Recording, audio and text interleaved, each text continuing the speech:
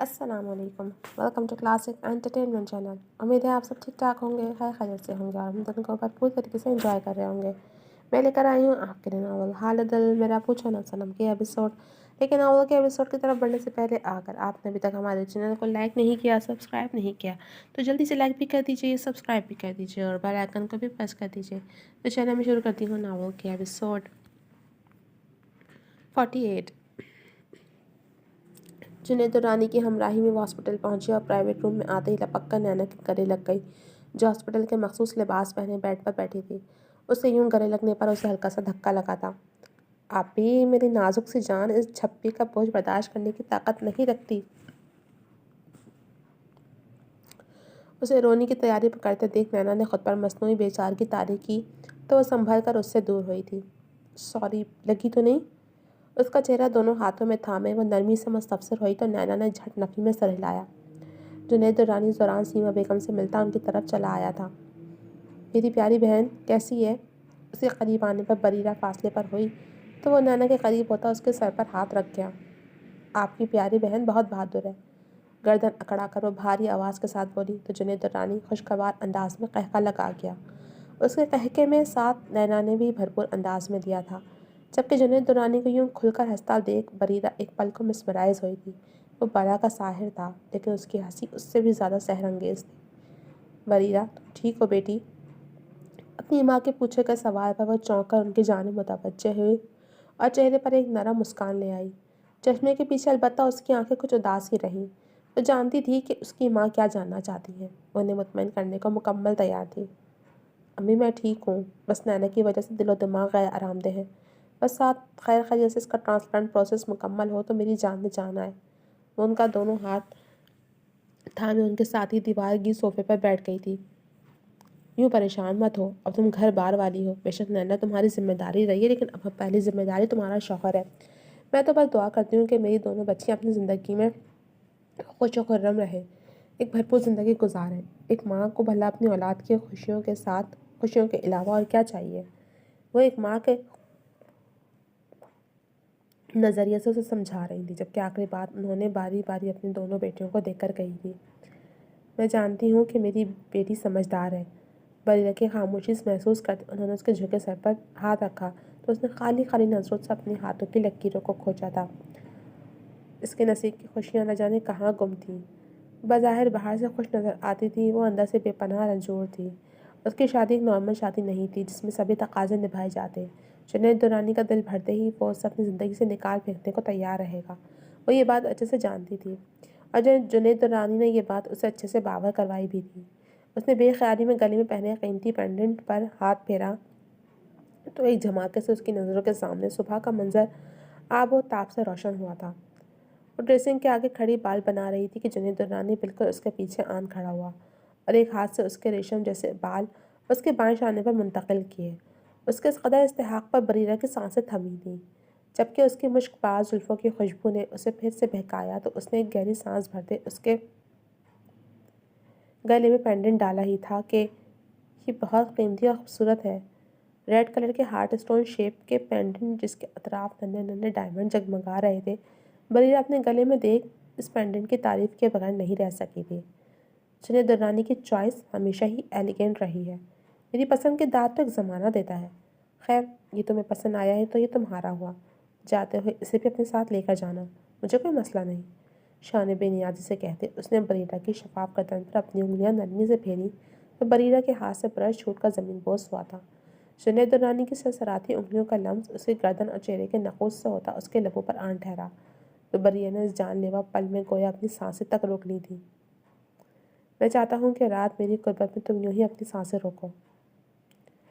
बेबाक से सरगोशी करते उसने बरीरा की नेक लाइन को नरमी से छुआ और लापरवाह बना उससे फासला बनाकर खुद पर क्लोन का छिड़काव करने लगा।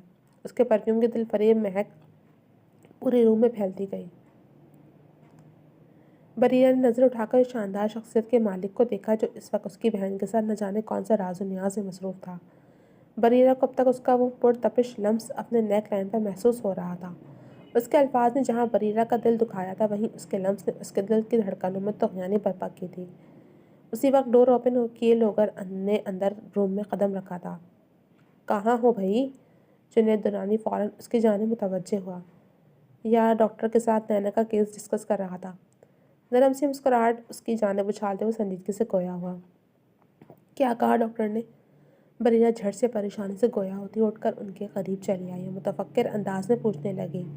سیما بیگم بھی پریشان سے ان کے قریب ہی اٹھ کر چلی آئی تھیں۔ تفکر کے بادل تو جنید درانی کے چہرے پر بھی چھائے تھے۔ ریلیکس گائز، پریشانی کی کوئی بات نہیں ہے، بس چند ٹیسٹ ہوں گے اور رات مس نینا یہی رکیں گی۔ صبح 6 بجے ان کا ٹرانسپلانٹ کا عمل شروع ہو جائے گا، اس کے بعد سب ٹھیک ہو جائے گا۔ اپنی طرف سے اس نے سب کو بھرپور تسلی کرائی تھی اور ایک نظر نینا پر بھی ڈالی۔ وہ واحد انسان تھی اس روم میں جو اس وقت سب سے زیادہ پرسکون تھی۔ لوگوں نے رشک بھری نظروں سے اسے دیکھ کر اپنی نظریں پل میں اس کے پرکشش چہرے سے ہٹا لی تھیں۔ نول، بریرہ کی اچانک پرجوش آواز پر سب کی نظریں ایک ساتھ سامنے کی جانب اٹھی تھیں، جہاں ایک خوبصورت نوجوان کھلے دروازے سے بریرہ کی جانب چلا آ رہا تھا، لیکن بریرہ پہلے ہی دوڑ کر اس کے پاس پہنچتی اس کا بازو کوہنی سے تھام چکی تھی۔ تم اچانک چلے گئے اور یوں اچانک آ بھی گئے، سچ میں مجھے یہاں تمہیں دیکھ کر بہت خوشی ہو رہی ہے۔ اس کے بے ساختہ کھنکتے لہجے اور چمکتے چہرے سے اس کی خوشی کا اندازہ بخوبی کیا جا سکتا تھا، جبکہ دوسری طرف جنید درانی کو اپنی بیوی کی اتنی بے تکلفی ذرا بھی ہضم نہیں ہوئی تھی۔ اس کے چہرے کے عضلات کھنچ سے گئے تھے۔ بے شک سامنے کھڑا وہ نول نامی شخص بلا کا ہینڈسم تھا۔ اسے گولڈن بال اور کلین شیو، گڈ لک، لمبا چوڑا سراپا بلا کا شاندار تھا۔ اس کی ڈریسنگ سینس بھی کمال کی تھی۔ بلیک جینس پر بلیک شرٹ اور اس پر بلیک کی جیکٹ پہنے وہ کسی بھی لڑکی کو متاثر کرنے کی بھرپور صلاحیت رکھتا تھا، خاص کر اس کی ہیزل آنکھیں جن میں گویا ستارے ٹمٹما رہے تھے۔ میں تمہارے گھر گیا تو ساتھ والی آنٹی نے مجھے بتایا کہ تم سب ہاسپٹل میں ہو، بس میں تمہیں اور نینا کو سرپرائز کرنے چلا آیا۔ اپنے عزیز شوق انداز میں تیز تیز بولتا وہ اس کا ہاتھ تھپتھپا کر سیما بیگم کی جانب بڑھا تو جنید درانی نے بمشکل اپنی مٹھیاں بھینچ کر اندر اٹھ رہے ابال کو روکا۔ وہ کس حق سے اس کی بیوی کو چھو رہا تھا؟ کیسی ہیں آنٹی آپ؟ ان کے شولڈر کے گرد بازو پھیلائے اس نے ان کا سر چوما تھا۔ تھوڑی ہی دیر میں وہ دونوں جان چکے تھے کہ ان کی زندگی میں اس شخص کا کافی مقام تھا جو ان دونوں کے لیے ہی فکر مندی کا باعث بن رہا تھا۔ میں ٹھیک ہوں، تم سناؤ کیسے ہو؟ نول کی خیریت مطلوب کرنے پر جواباً وہ اس کے شانوں پر ہاتھ پھیرتے اس کا ماتھا چوم گئی تھی۔ اس محبت کے مظاہر پر ان دونوں نے ہی بے چینی سے پہلو بدلا تھا۔ دیکھ لیں پھر، میں ہمیشہ کی طرح ہینڈسم ہوں۔ اپنی بات کا مزہ لیتے اس نے ایک خوشگوار کہکا لگایا تو وہ تینوں خواتین اس کے ساتھ دینے کو خود بھی خوبصورتی سے مسکراتی تھیں۔ میں تو ہمیشہ سے یہی کہتی ہوں، دنیا کے ٹاپ 10 ہینڈسم بوائز میں آپ کا شمار ہوتا ہے۔ نینا کے شوق بھرے انداز پر لوگر نے ایک جھٹکے سے اپنی گردن گھما کر ایک نظر نینا کے خوشی سے دمکتے چہرے پر ڈالی اور دوسری چلچلاتی نظر نول پر ڈالی ہی تھی کہ اس کے تاثرات دیکھ لوگر ایک دم الرٹ ہوا اور جیسے نول لپک کر نینا سے ملنے اس کی جانب بڑھا، اس کے ارادے جان لوگر جھٹ نول اور نینا کے بیچ چلا آیا۔ آپ کی تعریف؟ نول نے جٹ اسپیڈ بریک لگا کر اس شخص کو سر سے پیر تک دیکھا تھا جس کے تاثرات اس کے لیے کچھ سر سے محسوس ہو رہے تھے۔ یہ لوگر ہیں، بریرہ کے ہسبینڈ کے دوست۔ سیما بیگم کے خوشگوار انداز سے تعارف کروانے پر نول کو کرنٹ چھو کر گزرا تھا۔ ہوٹ؟ اس کا ریئیکشن بے ساختہ ہی حیران کن ہوا تھا، جبکہ اتنی دیر سے لاوے کی طرح پکتے جنید درانی کے اعصاب پر سیما بیگم کے الفاظ نے گویا ٹھنڈے پانی کے چھینٹے مار دیے تھے۔ میری پیاری سی بیوی کچھ پریشان سی لگ رہی ہے۔ بے خیالی میں بالوں میں برش چلاتی پریزے کو احسن نے پیچھے سے آ کر باہوں میں بھرا تو وہ چونک کر آئینے میں اس کا عکس دیکھتے پھیکا سا مسکرائی۔ کیا سوچ کر پریشان ہو رہی ہو؟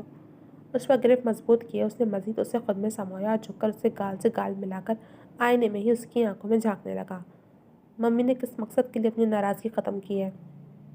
اس نے دماغ میں چلتے خیال کو اس کے سامنے ظاہر کیا تو احسن کے چہرے پہ بڑی محظوظ کن مسکراہٹ چھلکی تھی۔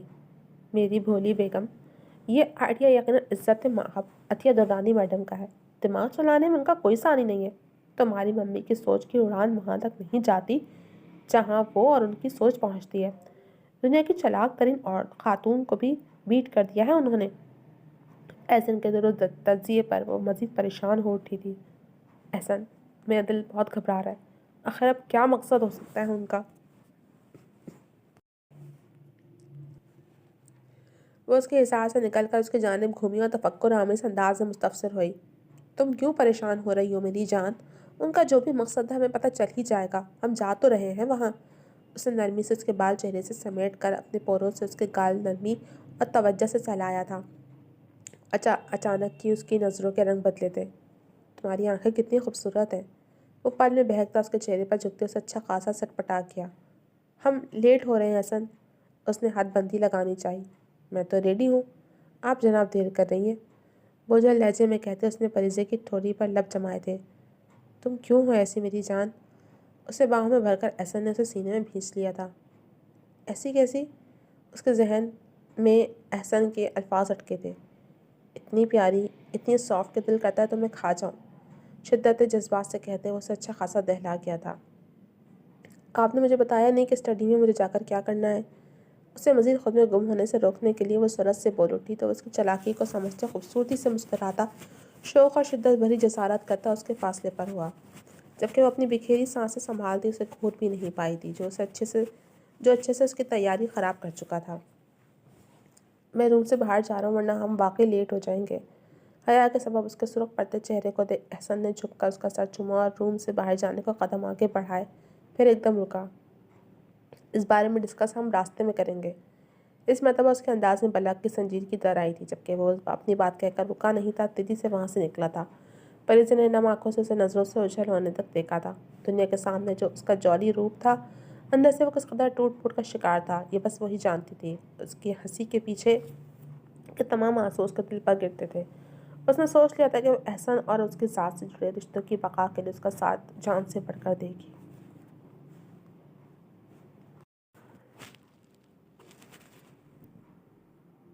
2 گھنٹے میٹنگ میں دماغ کھپانے کے بعد وہ روم میں آ کر بیٹھا ہی تھا کہ جرمن چلا آیا۔ سر پاکی میم کی کال آئی تھی۔ اس کی سنجیدگی سے اطلاع دینے پر وہ ایک دم سیدھا ہو کر بیٹھا تھا۔ کوئی ضروری بات تھی تو مجھے کال ٹرانسفر کر دیتے۔ چیئرمین کی جانب سے بڑھایا گیا اپنا فون لے کر وہ پریشانی سے گویا ہوا۔ میں نے کہا تھا لیکن انہوں نے انکار کر دیا۔ کہنے لگیں کہ بعد میں کال کروں گی۔ اسے تفصیل سے آگاہ کرتے ہوئے اس کے اگلے حکم کا منتظر ہوا۔ اچھا تم جاؤ، میں دیکھ لیتا ہوں۔ اسے بھیجنے کے بعد ابراز افغان نے پاکیزہ گل کو ویڈیو کال ملا دی تھی، جو دوسری ہی بیل پر ریسیو ہوئی تو ابراز افغان کی نظریں گویا اسکرین پر جم سی گئی تھیں۔ سرخ رنگ کے شارٹ فراک میں کھلے بالوں کے ساتھ وہ اپنی نیچرل لک میں بلا کی حسین لگ رہی تھی۔ ابراز افغان کی محویت نوٹ کرتے اس کے چہرے پر تیزی سے سرخی چھائی اور دوسرے ہی لمحے وہ اپنے سرخی مائع لبوں کا پاؤٹ بناتی اسے فلائنگ کس پاس کر گئی تو ابراز افغان نے اپنے دل پر ہاتھ رکھا اور کرسی پر پیچھے کی جانب گر سا گیا۔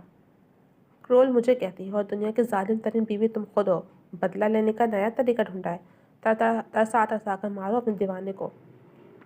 بے خودی میں اس کی دلکش روپ کو آنکھوں میں بسائے شکوہ کے بغیر نہیں رہ سکا، جس کے جواب میں وہ بال جھٹک کر ایک ادا سے اپنی پلکیں جھپکا کر گویا ہوئی۔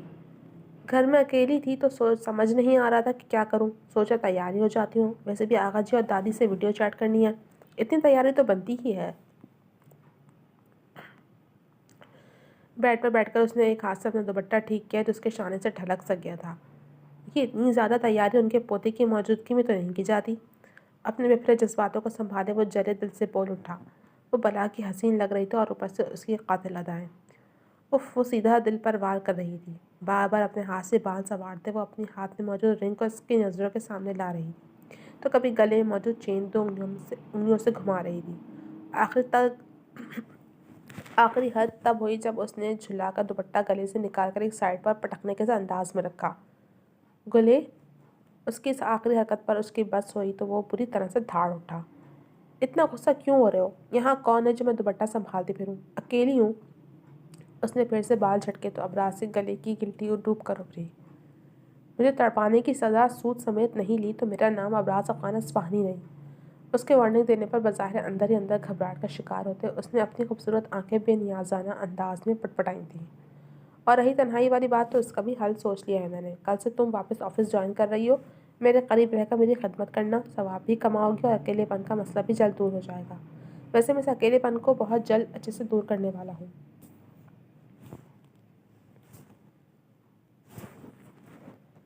سنجیدگی سے بات کرتا آخر میں اس کا لہجہ معنی خیزی کی لپیٹ میں آیا تو پاکیزہ گل کی بے نیازی اڑن چھو گئی۔ کیسے؟ تمہاری گود میں جونیئر ابراز افغان دے کر، بے باکی سے کہتے اس نے دائیں آنکھ کا کونا دبایا تو وہ پل میں گلابی سے سرخ پڑی تھی۔ وہ تصور ہی کس قدر خوشکن تھا کہ اس کی گود میں ان کا چھوٹو سا بیبی ہوتا، تصور کی آنکھ سے اپنی گود میں قلقاری مارتے بچے کو دیکھ اس کے لبوں پر الوہی سی مسکان چھلکی تھی، جس نے اس کے چہرے کو شادابی کو مزید بڑھا دیا تھا۔ کاش میں اس وقت تمہارے پاس ہوتا تو اپنی شدت سے ان خوبصورت رنگوں کو تمہارے چہرے سے چرا لیتا۔ ابراز افغان کی آواز بوجھل ہو کر سرگوشی میں ڈھلی تھی۔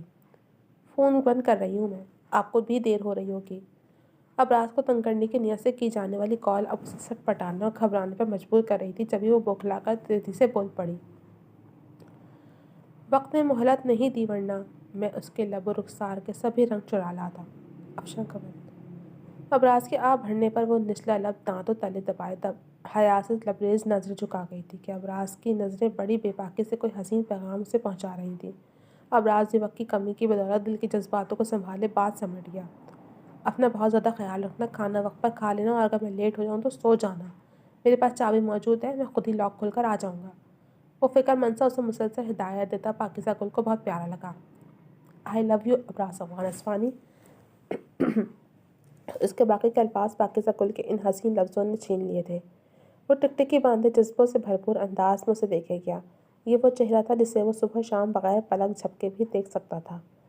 جب تم نفرت کرتی تھیں تو دل سے شدت سے چاہتا تھا کہ کبھی تمہارے لبوں سے میں ان لفظوں کو بھی سن پاؤں، اور دیکھو ایک چاہنے والے کی چاہ قدرت نے کیسے پوری کر دی۔